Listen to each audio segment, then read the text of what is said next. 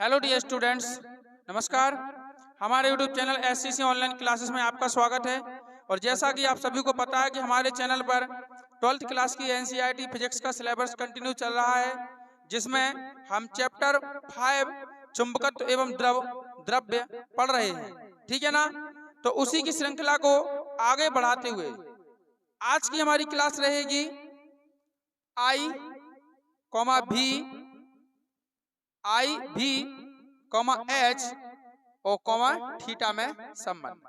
आज पढ़ेंगे हम आई भी एच थीटा या आई एच भी थीटा, कुछ भी बोल दो। ये चार चीजें हैं आई भी एच और थीटा में संबंध।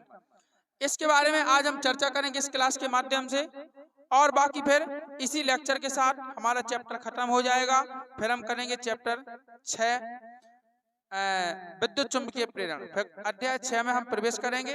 ठीक है, इसी के साथ हमारा ये पाठ भी मतलब ये चैप्टर भी खत्म हो जाएगा।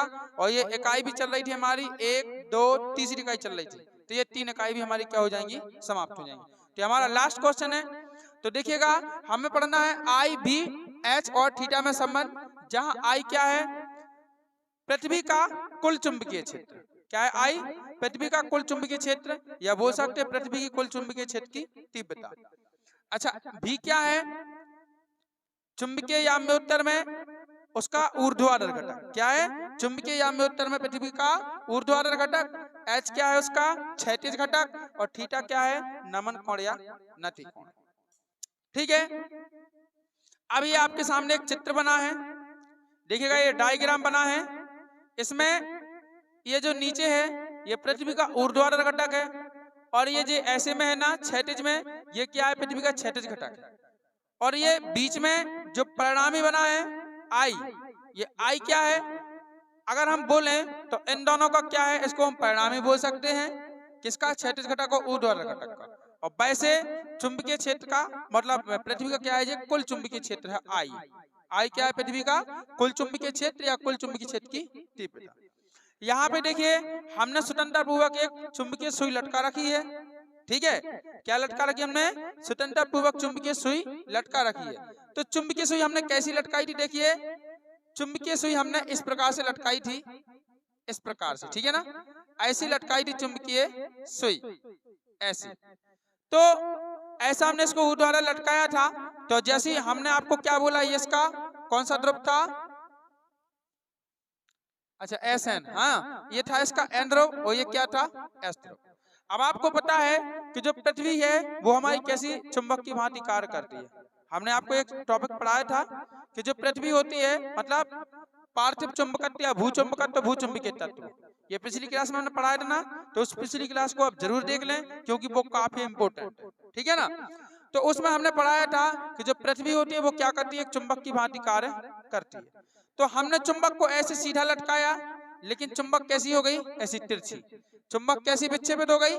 तिरछी हो गई चुंबक। क्यों? क्योंकि जो इसका एन ध्रुव है, तो कहीं ना कहीं पृथ्वी में क्या है, यहाँ पे एस ध्रुव स्थित है। तो एस ने एन को क्या कर लिया? अपनी तरफ आकर्षित कर लिया। इसलिए चुंबकी ने क्या बदल दी? चुंबकीय सुई ने अपनी दिशा बदल दी। और कैसी आ गई? चुंबकीय पृथ्वी के चुंबकीय क्षेत्र के समांतर। कैसी आ गई? पृथ्वी के चुंबकीय क्षेत्र के समांतर। अब चुंबकीय क्षेत्र के समांतर हम क्यों बोल रहे हैं? पृथ्वी के चुंबकीय क्षेत्र के समांतर क्यों बोल रहे हैं? क्योंकि देखो चुंबकीय क्षेत्र की दिशा ऐसी है ना, है इधर देखो, पृथ्वी के चुंबकीय क्षेत्र की दिशा ऐसी है ना, इस साइड। तो चुंबकीय सुई इसकी दिशा भी कहाँ है? इसी साइड, ऐसी होगी ना, चुंबकीय क्षेत्र की दिशा में, मतलब हाँ पृथ्वी के चुंबकीय क्षेत्र की दिशा में। तो हम क्या बोलेंगे कि ये कैसी आ गई? पृथ्वी के चुंबकीय क्षेत्र के समांतर आ चुकी है। तो अब बताइए क्या आपको ये बात समझ में आती है? चित्र के बारे में सबको समझ में आया कि चुंबकीय सुई को हमने स्वतंत्र पूर्वक सीधे लटकाया था, तो वो कैसी चुंबकीय क्षेत्र के समांतर क्या हो गई?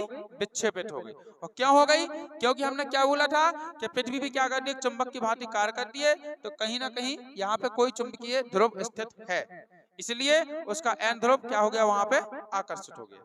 ठीक है, तो इससे भी सिद्ध होता है कि पृथ्वी क्या करती है, एक चुंबक की भांति कार्य करती है। इसमें हमने आपको क्या बोला, अभी हमने चित्र में बता चुके, फिर से एक बार सुन लें पुनः। भी क्या है? चुंबकीय क्षेत्र का ऊर्ध्वाधर घटक है। ठीक है ना? और मतलब भूचुंबकीय क्षेत्र का या पृथ्वी के चुंबकीय क्षेत्र का ऊर्ध्वाधर घटक है। अच्छा, एच क्या है? पृथ्वी के चुंबकीय क्षेत्र का क्षैतिज घटक है। आई क्या है? पृथ्वी का कुल चुंबकीय क्षेत्र है, ठीक है ना। और जो थीटा है वो थीटा क्या है? नमन कोण या नति कोण। थीटा क्या है? नमन कोण या नति कोण। और बेटा नमन कोण या नति कोण कहते कैसे हैं? आप हमने पिछले वीडियो में भी इसकी परिभाषा बताई थी, आप वहां पे जाके देख लें। और आप यहाँ पे भी सुन लें कि पृथ्वी का कुल चुंबकीय क्षेत्र, पृथ्वी का है? हाँ, पृथ्वी का कुल चुंबकीय याम्योत्तर किसी स्थान पर, फिर से बोलो परिभाषा, वही तो हम बोल रहे हैं, कुल चुंबकीय क्षेत्र, हाँ, जो कोण बनाता है उसे नति कोण। मतलब किसी स्थान पर चुंबकीय याम्योत्तर में, ठीक है, किसी स्थान पर चुंबकीय याम्योत्तर में पृथ्वी के कुल चुंबकीय क्षेत्र, पृथ्वी का कुल चुंबकीय क्षेत्र क्षैतिज के साथ जो कोण बनाता है उसे हम क्या कहते हैं? पृथ्वी का नति कोण या नमन कोण कहते हैं। इसे हम थीटा से दर्शाते हैं। तो मतलब जो हमारे पास ये डायग्राम है ओ ए बी और सी, क्या है? ओ ए बी सी, ये एक चुंबकीय याम्योत्तर की भांति कार्य कर रहा है। कैसा कर रहा है? चुंबकीय याम्योत्तर की भांति कार्य कर रहा है। जैसे मान लो कि आपके पास कोई चुंबक है, अब आपके पास कोई चुंबक है, अब चुंबकीय, तो चुंबक के जो चुंबकीय ध्रुव होते हैं उनके लंबवत गुजरने वाले, उनके लंबवत ऊर्ध्वाधर गुजरने वाले तल को, अब ऊर्ध्वाधर ऊपर भी हो सकता है, ऊर्ध्वाधर नीचे भी, तो किसी चुंबक के चुंबकीय ध्रुव के लंबवत ऊर्ध्वाधर गुजरने वाले तल को क्या बोलते हैं? हम चुंबकीय याम्योत्तर कहते हैं। बताया था ना? फिर से सुनिए, चुंबकीय याम्योत्तर किसे कहते हैं? किसी चुंबक के चुंबकीय ध्रुवों के लंबवत ऊर्ध्वाधर गुजरने वाले तल को क्या बोलते हैं? चुंबकीय याम्योत्तर बोलते हैं, ठीक है। तो ये मान लो कि ये जो तल है ये क्या कर रहा है? ऊर्ध्वाधर गुजर रहे हैं और चुंबकीय क्षेत्र के लंबवत गुजर रहे हैं, तो इसलिए हम कहेंगे कि ओ ए बी सी, ये जो आयत जैसा आपको दिख रहा है ये किसकी भांति कार्य कर रहा है? चुंबकीय याम्योत्तर की भांति कार्य कर रहा है, जिसमें इसको मान रहे हैं हम ऊर्ध्वाधर घटक और इसको क्या मान के चल रहे हैं? क्षैतिज घटक। और जो बीच में जो विकर्ण बना है ये क्या है? टोटल, ये टोटल पृथ्वी के कुल चुंबकीय क्षेत्र की तीव्रता या पृथ्वी के कुल चुंबकीय क्षेत्र। तो वे क्या बोल, आप परिभाषा देखिए, किसी स्थान पर, मतलब ये कोई भी स्थान हो सकता है, ठीक है ना। तो किसी स्थान पर चुंबकीय याम्योत्तर में, तो ये सारा का सारा क्या है? एक चुंबकीय याम्योत्तर की भांति कार्य कर रहा है। तो चुंबकीय याम्योत्तर में पृथ्वी के कुल चुंबकीय क्षेत्र, पृथ्वी का कुल चुंबकीय क्षेत्र क्षैतिज के साथ, अब पृथ्वी का कुल चुंबकीय क्षेत्र ये है ना, तो ये उसके क्षैतिज के साथ, यानी इसके साथ, एच के साथ, क्षैतिज के साथ जो कोण बनाता है, थीटा बनाया ना उसने, तो जो कोण बनाता है उसी को हम नति कोण या नमन कोण कहते हैं। आप परिभाषा समझ में आ गई कि नहीं? तो ये आपका क्या है? नति कोण या नमन कोण। तब आगे क्या करेंगे? जो हमारा थीटा है इसको हम दो घटकों में क्या कर सकते हैं? वियोजित कर सकते हैं। कैसे? कि देखो, ये हमारा क्षैतिज ऊर्ध्वाधर घटक है और ये क्या हमारा क्षैतिज घटक है। अब बीच से जो तीव्रता वाली लाइन निकली चुंबकीय क्षेत्र की, मतलब भू चुंबकीय क्षेत्र की जो तीव्रता वाली लाइन निकली, इसको हम क्या मान सकते हैं? परिणामी। इसको क्या मान सकते हैं? परिणामी। तो परिणामी जब दो घटकों के बीच में होगा तो हम क्या कहेंगे कि परिणामी क्षैतिज घटक के साथ कोण बना रहा है थीटा, तो परिणामी ऊर्ध्वाधर घटक के साथ भी कोण बना सकता है, थीटा बना सकता है कि नहीं? क्योंकि भैया परिणामी बीच में है। अब परिणामी बीच में है तो चाहे आप ये कोण ले लो, ठीक है ना, और चाहे आप ये वाला कोण ले लो, बात बराबर है। चाहे ये ले लो चाहे ये ले लो, क्योंकि बीच का परिणामी है ना, तो थीटा वो दो जगह बनाएगा। तो हमने एक जगह दर्शाया था, यहाँ पे दर्शाया नहीं जाता है, लेकिन माना जाता है कि जितना कोण जो इसके साथ बना रहा है उतने कोण जो इसके साथ बनाएगा। तो थीटा के कितने घटक हो गए? दो। अब कौन कौन सा घटक होगा? एक तो क्षैतिज घटक और दूसरा क्या होता है? ऊर्ध्वाधर घटक।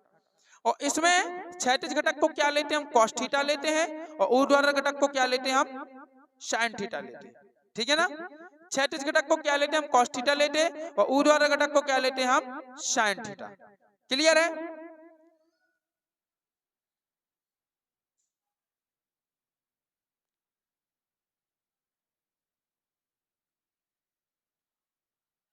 भाग गए। हाँ ठीक है, तो ये क्या हो गया आपका ऊर्ध्वाधर घटक हो गया, सॉरी ये हो गया क्षैतिज घटक, ये क्या हो गया ऊर्ध्वाधर घटक। तो इस प्रकार से अपना जो थीटा है उसके कितने घटक होंगे, 2 घटक। अब चलिए देखिए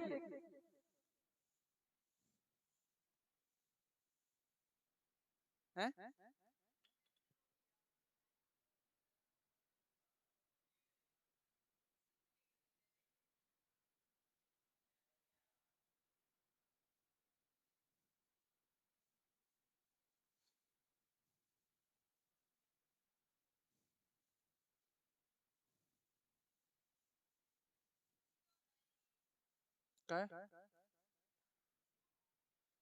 देखिएगा तो सुनिए, मतलब ऊर्ध्वाधर घटक किसके बराबर होगा, साइन थीटा के बराबर, और क्षैतिज घटक किसके बराबर होगा, कोस थीटा के बराबर। तो यानी क्षैतिज घटक क्या है आपका, h है, क्षैतिज घटक क्या है, h है। तो h किसके बराबर होगा भैया, साइन थीटा के बराबर, वो sorry I am sorry cos theta के बराबर। ये क्षैतिज है ना, क्षैतिज कोस के बराबर होता है, और ऊर्ध्वाधर किसके बराबर होता है, साइन के बराबर। हम बोल तो सही रहे थे, लिख दिया उल्टा, है ना। h बराबर क्या होगा, कोस थीटा, ठीक है। एक मिनट, h, हाँ h बराबर तो कोस थीटा के बराबर होगा। अच्छा साथ में इसका क्या होगा, i का गुणा भी होगा। तो h बराबर आएगा जी आपका i cos थीटा, ठीक है। क्या होगा, i cos थीटा। अच्छा जी आता कहां से है जी, आपको पता है जी, नहीं है पता। h बराबर होता है आपका i cos थीटा, मतलब इस फॉर्मूले में हम क्या करेंगे, cos थीटा का सूत्र लगाएंगे। इस फॉर्मूले में क्या करेंगे, cos थीटा का सूत्र लाएंगे, क्योंकि आपको पता है cos थीटा हम एक काम कर रहे हैं, 1 मिनट,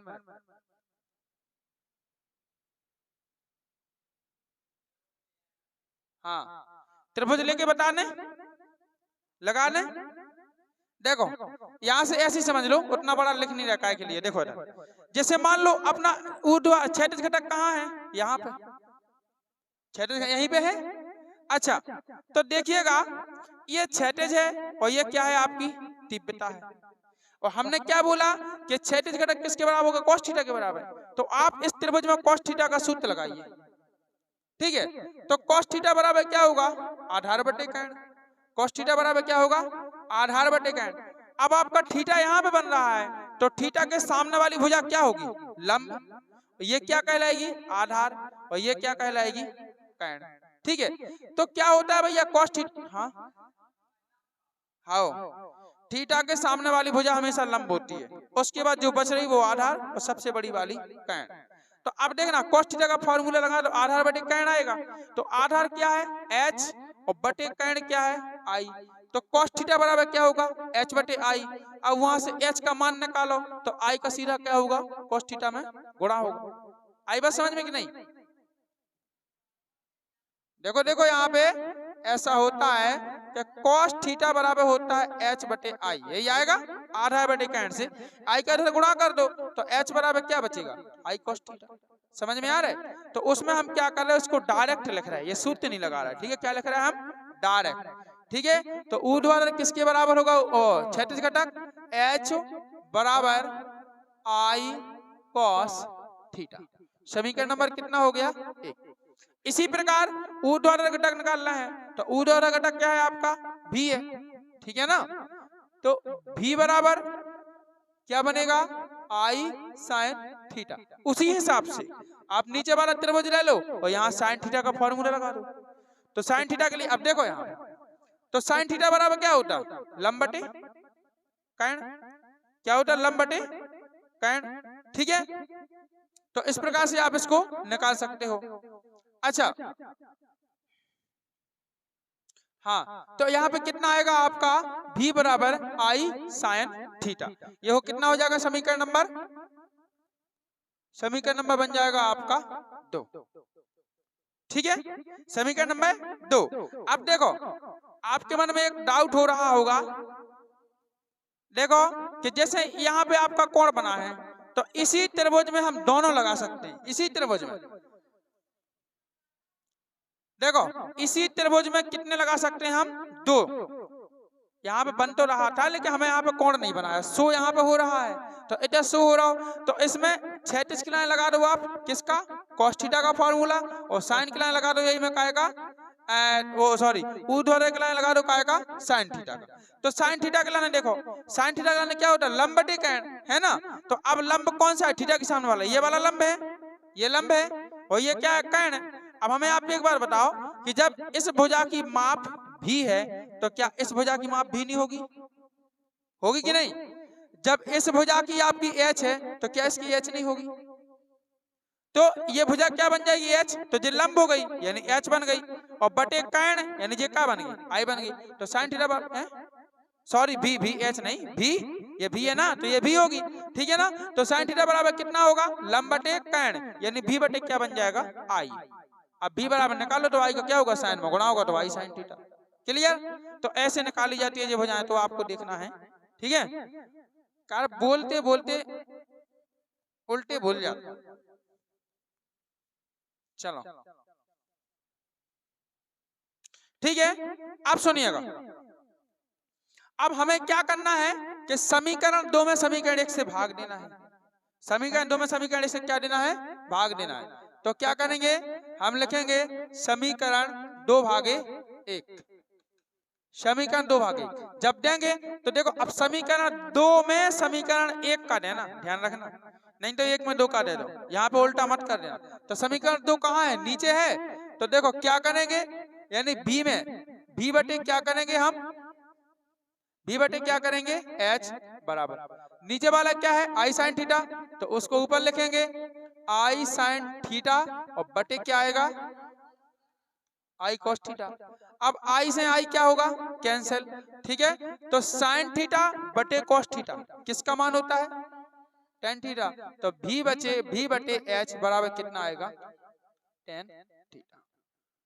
और यही क्या है? यही आपका एच भी और थीटा में अभीष्ट संबंध है। थीटा यही क्या है आपका? एच बी और थीटा में अभीष्ट संबंध है, समीकरण ए। क्लियर? अब इसमें एक क्वेश्चन आता है कि आई एच और भी में संबंध, आई एच और भी में संबंध। अब इसमें क्या क्या मिला तुम्हें? इसमें भी मिला, एच मिला और थीटा मिला, तो ये एच भी और थीटा में संबंध है। अब एक क्वेश्चन इसी में आता है कि आई एच और भी में क्या करो? संबंध ज्ञात करो। तो उसके लिए हम क्या करेंगे? अब समीकरण 1 और 2 को वर्ग करके क्या करेंगे? हम जोड़ेंगे। पुनः अगला व्यंजक निकालने के लिए क्या करेंगे? समीकरण 1 व 2 का वर्ग करके उसको जोड़ देंगे, ठीक है ना? तो आपको यहाँ लिखना है समीकरण 1 व 2 का वर्ग करके जोड़ने पर। लिख लोगे इतनी भाषा? ठीक है, चलिए हम करते हैं। तो समीकरण 1 का वर्ग करें तो समीकरण 1 का क्या होगा? आपका लेफ्ट साइड का एच स्क्वायर प्लस, यहाँ पे देखिए भी का वर्ग कीजिए तो कितना आएगा? भी स्क्वायर बराबर, अब इसका वर्ग कीजिए तो क्या आएगा? तो आई स्क्वायर, सीधा करो ना, आई स्क्वायर कॉज स्क्वायर थीटा। अब तुम बच्चे तो होने के पहले होल स्क्वायर करो, फिर अलग अलग स्क्वायर खोलो, बच्चे थोड़ी हो, जानते होगे डायरेक्ट, है ना? इसका क्या होगा आपका? आई स्क्वायर साइन स्क्वायर, क्या आएगा? थीटा। इतनी बात क्लियर? अब आपको क्या करना है यहाँ से कि एच स्क्वायर और प्लस भी स्क्वायर बराबर आई स्क्वायर क्या ले लेना है? कॉमन। आई स्क्वायर क्या लेना है? कॉमन लेना है। तो अंदर क्या बचेगा आपका? कॉज स्क्वायर थीटा और प्लस कितना आएगा? साइन स्क्वायर थीटा आएगा कि नहीं? कॉज स्क्वायर थीटा प्लस क्या आएगा? Sine square theta. अब आपको पता है कि cause square theta plus sine square theta बराबर कितना होता है? 1। ये तो आपने कक्षा 10 में पढ़ा है, सर्वसमीका पढ़ी आपने, पढ़ा होगा sine square theta plus cos square theta बराबर 1। तो चाहे कॉस को पहले बोल दो चाहे बाद में बोल दो, है तो दोनों प्लस की। तो cos square theta plus sine square theta बराबर कितना होता है? 1। तो इसका मान 1 हो जाएगा, और 1 का गुणा आई स्क्वायर में होगा, तो क्या निकलेगा आपका? आई स्क्वायर बराबर कितना आएगा? एच स्क्वायर और प्लस क्या आएगा? भी स्क्वायर। इतनी आएगा। अब वो सही से नहीं बना है, बड़ी प्रॉब्लम है? ये भी स्क्वायर सही से नहीं बनाया, ठीक है ना। तो क्या आएगा आपका भी स्क्वायर आएगा। क्लियर है। अब आपको क्या करना है कि यहाँ से आई से वर्ग हटाइए, आई से क्या हटाइए, वर्ग। जब आई से वर्ग को हटाओगे तो यहाँ पे क्या आएगा, वर्गमूल, ठीक है ना। तो आई बराबर कितना हो जाएगा, एच स्क्वायर और प्लस कितना आएगा, भी स्क्वायर और पूरे का रूट। और यही क्या है आपका आई एच भी या एच आई भी में अभिष्ट संबंध, या क्या है, एच आई भी में अभिष्ट संबंध। तो इस प्रकार से ये हमारा एच भी और थीटा में संबंध है, और ये क्या है, एच आई भी में अभिष्ट संबंध है। अब क्या करेंगे, हम देखेंगे इसमें कुछ विशेष परिस्थितियां। क्या देखेंगे, कुछ विशेष परिस्थितियां देखेंगे, कुछ कंडीशन देखेंगे, कुछ कंडीशन फॉलो करेंगे इसमें, है ना। तो देखिएगा, अब कंडीशन के लिए हम देखते हैं कंडीशन नंबर 1, विशेष परिस्थितियां डालना है आपको। कंडीशन नंबर फर्स्ट, हम क्या कर रहे हैं कि एक बार हम थीटा का मान 0 लेके चल रहे हैं। एक बार क्या चल रहा है, थीटा का मान 0 लेके। अब देखना जरा, तो यदि थीटा बराबर कितना ले लें हम, 0। अगर थीटा बराबर 0 लें तो समीकरण कितने से, ए से। समीकरण कितने से, ए से। अब समीकरण ए कहाँ है आपका, ये है। क्या है भैया, ए भी अपॉन एच बराबर tan थीटा। कितना है, भी अपॉन एच बराबर tan, और थीटा की वैल्यू कितनी रखना है आपको, 0, क्योंकि हमने थीटा का मान क्या लिया है, 0 लिया है। तो देखिए जरा, भी अपॉन एच बराबर tan 0 का मान कितना होता है, 0। tan 0 का मान कितना होता है, 0। और जब h का गुणा 0 में होगा, h को क्या करना है, आप अक्षांतर करना है। तो h का मान जब 0 में गुणा होगा तो कितना आएगा, 0, यानी v बराबर कितना निकलेगा आपका, 0। v की वैल्यू कितनी निकलेगी, 0। यानी कहने का मतलब क्या है कि जब चुंबकीय क्षेत्र, पृथ्वी का कुल चुंबकीय क्षेत्र किसके समांतर हो, क्षैतिज घटक के समांतर। अब कैसे, चित्त से समझो। हमने थीटा का मान कितना रखा, थीटा का 0 रखा। बताइए यहाँ पे 0 डिग्री का एंगल कब बनेगा, जब ये तीव्रता आपकी ऐसी है तो ये कहाँ आ जाए, सीधी ऐसी आ जाए, इसके समांतर आ जाए, तब थीटा का मान क्या बनेगा, 0। ठीक है। तो हम क्या कह सकते हैं कि यदि, ठीक है ना, यदि थीटा बराबर 0 हो, या फिर हम ये कह सकते हैं कि यदि पृथ्वी का कुल चुंबकीय क्षेत्र किसके समांतर हो, क्षैतिज घटक के क्या हो, समांतर हो। कैसा, समांतर, जे ऐसा तिरछा है ना ये विकर्ण, तो जे ऐसा ना आके बिल्कुल सीधा ऐसा चला जाए, इसके समांतर आ जाए, तभी तो थीटा का एंगल 0 बनेगा, तभी थीटा 0 बनेगा। ठीक है। तो हम क्या कहेंगे कि अगर पृथ्वी का कुल चुंबकीय क्षेत्र या पृथ्वी का चुंबकीय क्षेत्र क्षैतिज घटक के क्या हो, समांतर हो, तब उसका ऊर्ध्वाधर घटक क्या होता है, 0 होता है। क्योंकि देखो v बराबर कितना निकला, 0, तब उसका ऊर्ध्वाधर घटक क्या होता है, 0। सही बात है, क्योंकि देखो ये बीच का परिणामी है, तभी तो क्षैतिज ऊर्ध्वाधर घटक बने।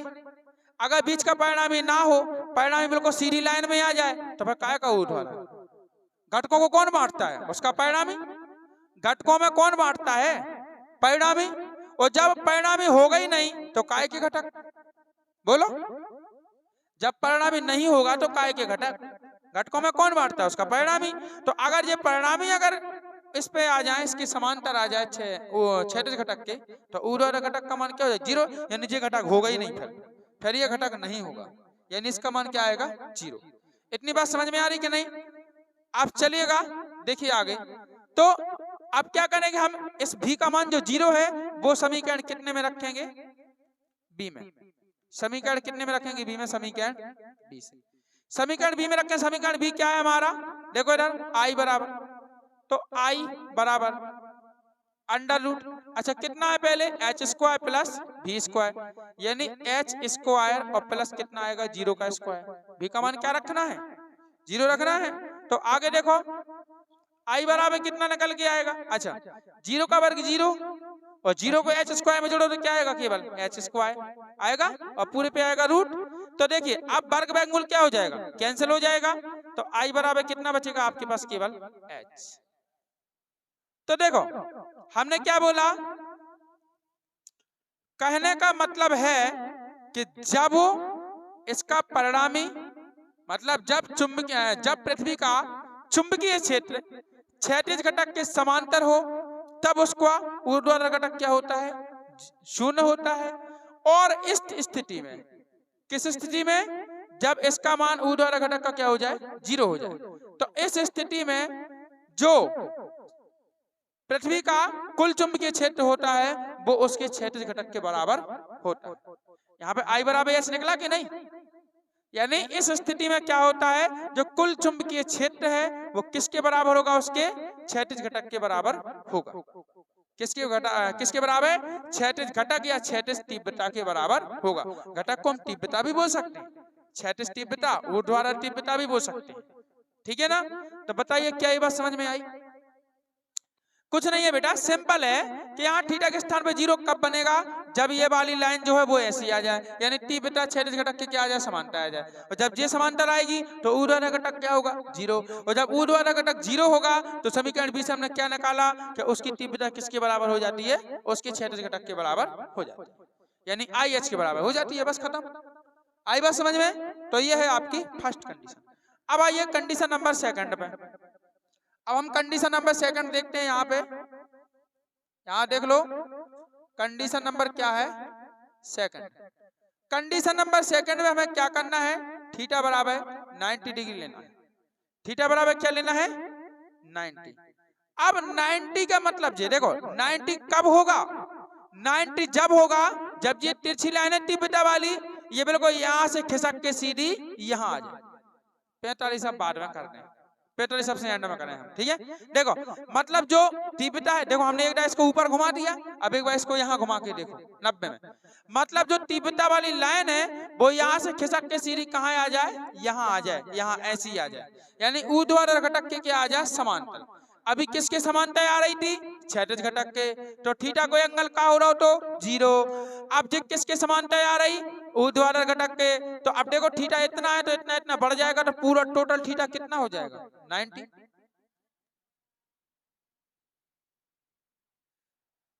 आप देखो पहले जी, आपका भी ऐसा बना, देखो जी आपका भी ऐसा बना, ये ऐसा था, लेकिन वो आपका ऐसा आ जाए, जो इसी तिरछी लाइन थी वह कैसी आ जाए? ऐसी आ जाए यहाँ पे। अब बताओ, अब इसके बीच में एंगल कितने का बना? बनोगा नहीं बनो? और यही खो पे तुम ऐसा कर दो, सो अब का बन गो थीटा को। तो यानी जा लाइन खिसक के कितने आ गई? इतने आ गई जा लाइन खिसक के। और यही आपका ऊर्ध्वाधर घटक था, और यहीं पे क्या आ गई? तीव्रता आ गई। तो एक दूसरे के समांतर हो गई कि नहीं हो गई?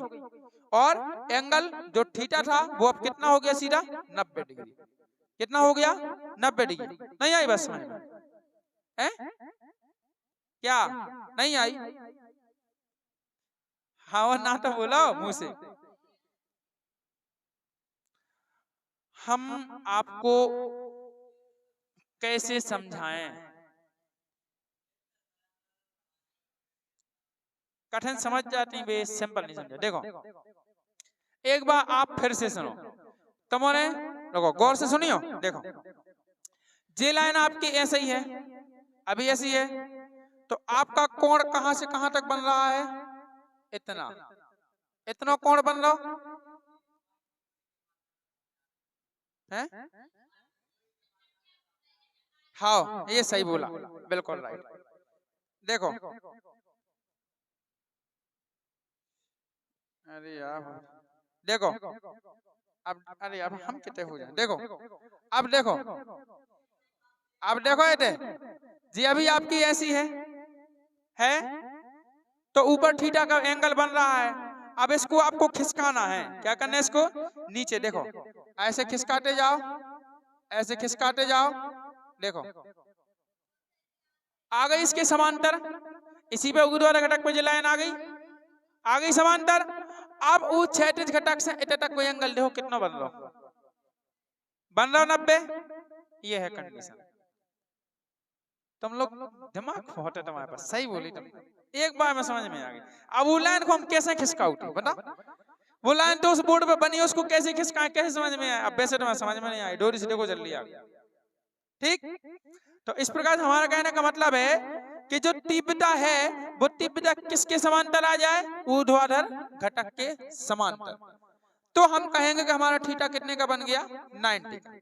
ठीक है, तब उस स्थिति में क्या होगा, उस स्थिति में क्या होगा, समीकरण ए से देखो, समीकरण कितने से देखो, ए से। समीकरण ए में क्या है, v अपॉन एच बराबर tan, थीटा का मान कितना है, 90।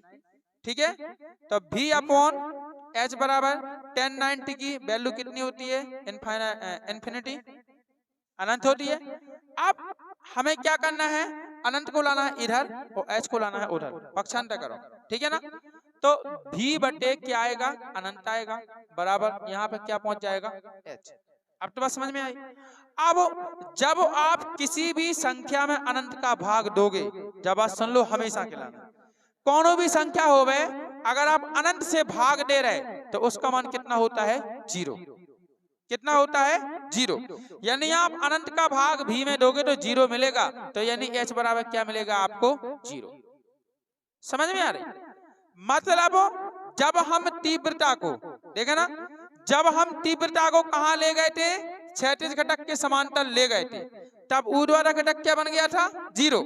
अब हम तीव्रता को कहां लाए, ऊर्ध्वाधर घटक के समांतर लाए, तो क्षैतिज घटक क्या हो गया आपका, 0। मतलब हम पहले इस लाइन को इसके समांतर ले गए थे तो ये वाला घटक 0 हो गया था। अब इस लाइन को हम इसके समांतर लाए, ऐसा ले 90 का एंगल बनाया, तो ये घटक क्या बन गया आपका, 0। और जब क्षैतिज घटक h आपका 0 होगा तो I पर क्या प्रभाव पड़ेगा, I किसके बराबर होगा, वो देखो, I v के बराबर होगा। फिर भी हम निकाल के दिखाएंगे इसको, है ना। तो हम क्या करेंगे, समीकरण कितने से करेंगे, b से।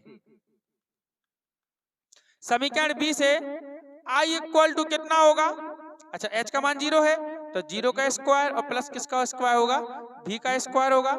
अब देखिएगा 0 का वर्ग 0, v स्क्वायर में जोड़ो, v स्क्वायर जो कहते हो, तो I बराबर कितना आएगा आपका, अंडर रूट v स्क्वायर।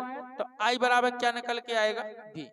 यानी इस कंडीशन में या इस स्थिति में जो तीव्रता है वो किसके बराबर होगी, किसके बराबर होगी, ऊर्ध्वाधर घटक के बराबर होगी।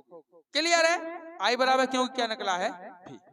बताइए क्या इतनी बात सभी को क्लियर है, हैं? क्या सबको ये बात क्लियर है, ठीक है। अब क्या करेंगे, हम कंडीशन नंबर 3 देखेंगे। अब रखेंगे थीटा इक्वल 45 डिग्री, कैसा, जैसा अब है, जैसा है वैसे ही के वैसे में देखेंगे, ठीक है ना, क्योंकि अभी 45 डिग्री के एंगल पे ही है, क्योंकि पूरा कोण कितने का है, 90 का, ये 20 से परिणाम ही निकला है, तो 45 इधर का और 45 क्या इधर का। तो अभी हमने, अब देखो आप कहोगे सर निकाल तो लिया, पहले व्यंजक में हमने 45 थोड़ी लिखा था, व्यंजक में हमने थीटा एंगल लिखा था, क्या लिखा था, थीटा एंगल। अब हम थीटा की वैल्यू रख रहे हैं कितने, 45, तब क्या निकलेगा वो देखना है। चलिए सभी लोग इसका स्क्रीनशॉट ले लें, ठीक है, या फिर हम यहाँ नीचे करेंगे, यहाँ देखो नीचे, हाँ रुक जाओ, यहाँ पे हमें नीचे करने दो पहले, कंडीशन नंबर 3।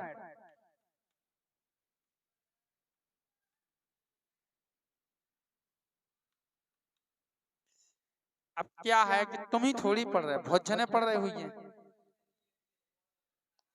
हाँ चलो देखो, थीटा बराबर कितना, 45। अच्छा सुनो, सो हम बता रहे, हम धीरे धीरे इसलिए लिखवाते हैं कि हमारा मकसद कोर्स कंप्लीट करावेगा नहीं है, हमारा मकसद ये है कि कोर्स कंप्लीट होवे, साथ में तुम्हें समझ में भी आवे, हमारा समझावे का मकसद है। अगर हम जल्दी जल्दी करते तो फिर तुम्हारा पढ़ने कुछ नहीं पढ़ना, तुम्हें देखते ही रहना केवल वीडियो बस, समझ रहे। हम जो चाहूँ कि एक एक डाउट, एक एक अक्षर से आपको क्लियर हो जाएगा, ये चीज कहां से आई कहां से नहीं। बाद में तुम एन भूल जाओ, हमें काले नहीं लेना, बाद में तुम भले ही भूल जाओ, अभी हमारे द्वारा जो बताया गया वो क्लियर होना चाहिए। अब बाद में तो ऐसी है कि जब आपको पढ़ना ही नहीं है तो फिर आप तो भूलोगे, और जब उस चीज को बार बार लगाओगे, रिवाइज करोगे तो कैसे भूल जाओगे। लेकिन हमारा समझाना जरूरी है कि नहीं, इसलिए तो थीटा बराबर कितना लेना, 45। तो समीकरण ए से निकालो, समीकरण कितने से निकालो, ए से। क्या होगा, v अपॉन एच बराबर कितना आएगा, tan 45 डिग्री, नीचे आए कि नहीं, कहां तक, थोड़ा सा इतना और तो यानी v अपॉन एच कट तो नहीं रहो,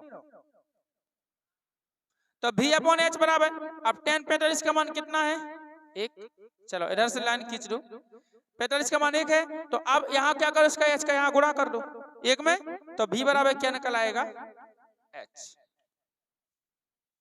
समझ में आ रही? कहने का मतलब है कि अगर थीटा की वैल्यू कितनी ले रहा है 45 डिग्री, यानी जैसी स्थिति है वैसा ही में, अगर ऐसे ही ले रहे हैं तो h किसके बराबर होगा v के बराबर। तो वैसे भी आपको देखने में दिख रहा हो, एक वर्ग टाइप में दिख रहा हो, कैसे दिख रहा हो चित्र, एक वर्ग टाइप में, और आपको ऐसा लग रहा होगा कि जे भुजा इस भुजा के क्या है बराबर है, तो वास्तव में है ही। क्यों है? क्योंकि हमारा थीटा कितने का है 45 डिग्री का, 45 डिग्री कंडीशन में हम थीटा को रखे हैं, तो इसलिए हमें ये दोनों घटक क्या दिख रहे हैं बराबर दिख रहे हैं। बात समझ में आ रही कि नहीं आ रही? तो मतलब इस कंडीशन में यदि थीटा का मान 0 हो, यदि थीटा का मान क्या हो 0 हो, तब ऊर्ध्वाधर घटक और क्षैतिज घटक आपस में कैसे होते हैं बराबर, और जब दोनों घटक आपस में बराबर होते हैं तो फिर आई का मान क्या निकलेगा, देखिए जरा। तो समीकरण कितने से करो आप b से, समीकरण कितने से करो b से, ठीक है। समीकरण b में देखो i बराबर क्या है h स्क्वायर और प्लस v स्क्वायर, या v square plus h square, यही है। अब चाहे आप v के स्थान पर h रख दो, चाहे h के स्थान पर v रख दो, जो भी आपको रखना हो, क्योंकि दोनों एक दूसरे क्या है बराबर। तो चलो हम h के स्थान, अब v के स्थान पर क्या रख रहे हैं h रख रहे हैं, ठीक है ना। तो क्या होगा h स्क्वायर और प्लस क्या होगा h स्क्वायर, यही होगा। हमने v के स्थान पर h रख दिया और h तो पहले से था एक, ठीक है। तो कितना आ गया आपके पास, i बराबर आ गया 2h स्क्वायर, कितना आ गया 2h स्क्वायर। अब देखो जो h स्क्वायर है उस पे तो वर्ग वर्गमूल हट जाएगा, तो h निकल जाएगा बाहर, लेकिन 2 का वर्गमूल नहीं होता, तो √2 जो का तो रहेगा, है ना, जो का तो है √2। तो क्या आएगा आपका, आ जाए नहीं आना है, तो i बराबर कितना आएगा आपका √2 कितना हो जाएगा h। और अगर मान लो कि आप वहां पे अगर मान लो कि क्या रखते, अगर आप h के स्थान पर v रखते, ठीक है ना, 2v स्क्वायर हो जाता, तो फिर यहाँ पे क्या आ जाता v आ जाता, बात बराबर है। यानी आप कोई भी, दोनों घटक बराबर हैं, किसी को भी आप ले सकते। तो इस स्थिति में जब दोनों घटक बराबर हो तब क्या होता है, उसकी जो तीव्रता होती है वो किसी एक घटक की क्या होती है √2 गुनी होती है। कैसी होती है √2 गुनी। क्लियर है? तो इस प्रकार से हमारा ये एच भी और थीटा में जो संबंध था, ये लास्ट क्वेश्चन था, ये कंप्लीट हुआ और इसी के साथ हमारा चैप्टर खत्म होता है। अब आगे एक इम्पोर्टेंट क्वेश्चन है जो पेपर में पूछा जाता है कि अनुचुंबकीय पदार्थ, प्रतिचुंबकीय पदार्थ और लोह चुंबकीय पदार्थ के गुणों, मतलब उनमें क्या कीजिए तुलना कीजिए, उनमें अंतर स्पष्ट कीजिए। तो इन तीनों की थ्योरी आपको बुक्स में से पढ़ लेना है, और इन तीनों में जो अंतर बुक्स में दिए गए हैं वो अंतर काफी इंपोर्टेंट है, तो उसको आपको पढ़ लेना है, ठीक है ना। और एक आध दो क्वेश्चन और होंगे, जैसे विद्युत चुंबक वगैरह होंगे, है ना, और भी चीजें, तो एक आध दो आप मोटी वाली जो बुक्स आती है प्राइवेट उसमें से आप देख लेना। काफी मतलब जो भाषा वाले हैं पेपर में आए अन्यथा नहीं आए, लेकिन उन्हें पढ़ने से क्या होता है आपको नॉलेज प्राप्त होता है, आपको नॉलेज बढ़ता है, और आपको ये भी पता चलता है कि कौन सी जगह किस चीज का उपयोग किया जाता है और क्यों किया जाता है। उसमें बहुत अच्छी अच्छी चीजें हैं, बहुत बढ़िया बढ़िया, कि मतलब जैसे क्रोड है वो नर्म लोहे का क्यों बनाया जाता है, मतलब सारी की सारी चीजें, बहुत सी चीजें जो उसमें दी गई हैं विद्युत चुंबक के बारे में, तो उन सारी चीजों को पढ़ लेना है। बाकी डेरिवेशन इस चैप्टर में है नहीं। इसी के साथ हमारा पाठ खत्म होता है। अब नेक्स्ट वीडियो में हम अध्याय 6 पढ़ेंगे, विद्युत चुंबकीय प्रेरण। और जैसा हमने आपसे बोला था कि दिसंबर तक हम आपका कोर्स कंप्लीट करा देंगे, तो उसी कोशिश में हम लगे हुए हैं, चल रहे हैं। शायद हमें भी संभावना है कि दिसंबर तक आपका कोर्स हो ही जाएगा कंप्लीट, क्योंकि अब बड़े बड़े चैप्टर आपके कम बचे हैं और बाकी सब छोटे छोटे चैप्टर हैं, ठीक है। ये 5 जो बड़े बड़े चैप्टर थे ये आपके निपट चुके हैं। अब 6 और 7 ये थोड़ा चैप्टर बड़े बड़े हैं, बाकी 8 बहुत छोटा है, फिर 9 बड़ा है, फिर 10 छोटा है, फिर 11 छोटा, 12 छोटा, 13 छोटा, वो सब एक एक 2 दिन के चैप्टर हैं। हो सकता है वो खुद आपको बुक्स में से पढ़ना पड़े। ठीक है ना। और बाकी 14 पार्ट है इलेक्ट्रॉनिक युक्तियां, तो उसको हम समझा देंगे, वो भी ज्यादा बड़ा नहीं है। क्लियर। तो यदि आपको वीडियो पसंद आया तो वीडियो को लाइक करें, शेयर करें और कमेंट करके जरूर बताएं। हाँ, हमारे चैनल को सब्सक्राइब करें एवं बेल आइकन प्रेस करके ऑल पर क्लिक कर दें, ताकि आगे आने वाली सभी वीडियो की नोटिफिकेशन आप तक पहुंचते रहें। तो मिलते हैं बच्चों नए वीडियो में नए चैप्टर के साथ। तब तक के लिए बाय, जय हिंद, वंदे मातरम।